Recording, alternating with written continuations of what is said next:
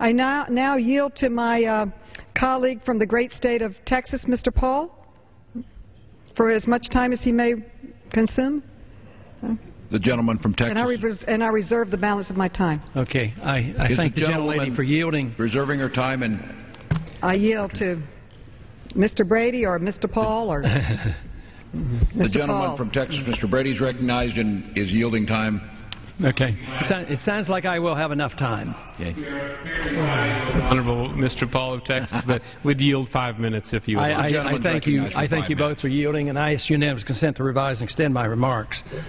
Mr. Chairman, I am pleased to address the House tonight about the budget, because there's been a lot of concern expressed here today on both sides of the aisle about the kind of financial trouble we're in, and there's no doubt about that.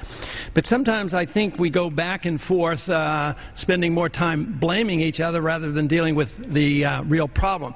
One of the contentions I've had about the budget is that we look at it as an accounting problem rather than a philosophy problem, because the spending occurs because of what we accept as the proper role of government. And right now, it's assumed by the country as well as the Congress that the proper role of government is to run our lives, run the economy, run the welfare state, and police the world. And all of a sudden, it puts a lot of pressure on the budget. Today, the national debt is going up almost $600 billion. And the economy is getting weaker. There's no doubt about it. We're in a recession. It's going to get much worse, which means that the deficit is going to get a lot worse. And I'm predicting within a couple years, it will not surprise me one bit to see the national debt, the national obligation for future generations, to rise in 1 year of $750 billion. And that is a very possible number. And like it has been expressed so often today, we need to do something about it. The question is, what are we going to do about it? One side, it seems like, well, we just raise taxes, we're going to solve the problem. The other side says, well, all we have to do is get rid of the earmarks. Well, that argument, I think, falls short, too, because you can vote to cut all the earmarks, but it doesn't cut any spending. It just delivers the authority to spend the money to the executive branch. I think that's the job of the Congress, is to earmark the money. It's our obligation to tell people how the money's spent.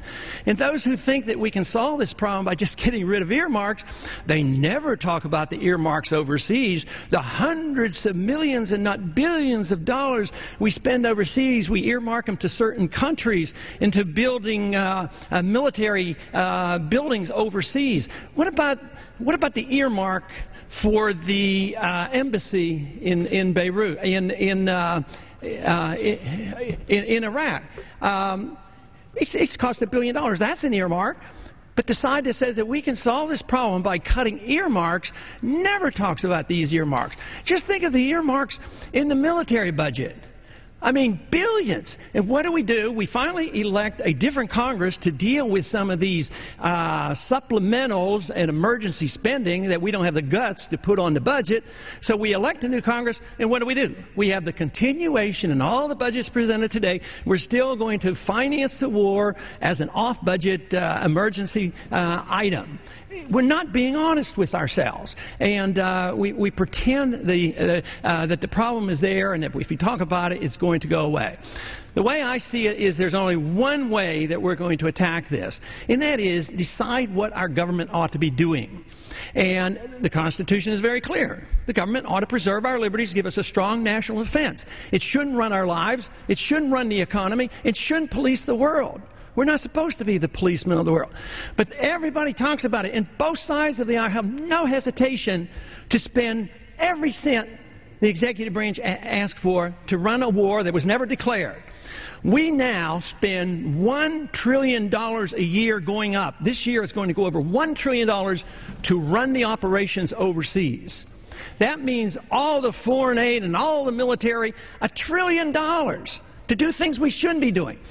They interviewed 3,400 military personnel just recently, military leaders, and 82% of them said our military is weaker today than it was 5 years ago. So all this money spent, and all this policing of the world, and all this deficit, and financially, we're coming down. I mean, just today, the dollar went down 1.2% in one day after this steady erosion. It comes from the fact of deficits. And why does that hurt the dollar?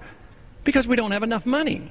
We don't tax enough. We can't tax anymore. People are overtaxed. We can't borrow anymore because interest rates will go up. So we print the money.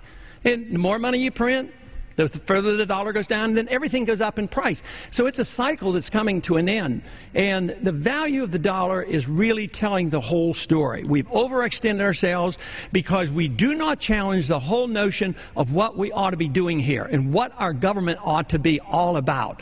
Because we have drifted so far from the original intent of the Constitution, there is no hesitation. There are debates that go on here endlessly. One side of the aisle says, well, we need more and more money for the military. We can't cut 1 single cent on overseas expenditure. And the other side says, oh, no. Can I have another minute, Kevin? I would yield the gentleman another minute, yes. Okay. The gentleman is recognized for an additional minute. So one side said we can't cut, the military expenditure. The other side says we can't cut the entitlements. And then there's an agreement. We raised both. My idea is to have a strong national defense and to get this budget under control, reject the notion that we need to run an empire. We can't afford it. It's going to come down. It always comes down. It has come down all throughout history because eventually the currency is destroyed. We're in 130 countries. We have 700 bases.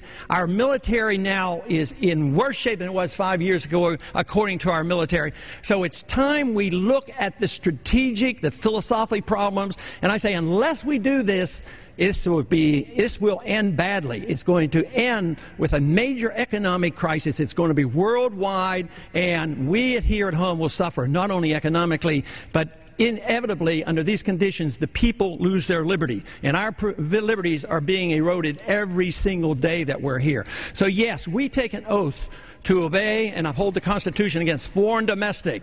But we're domestic, and we should protect our rights and our budget and the greatness of this country. Thank you.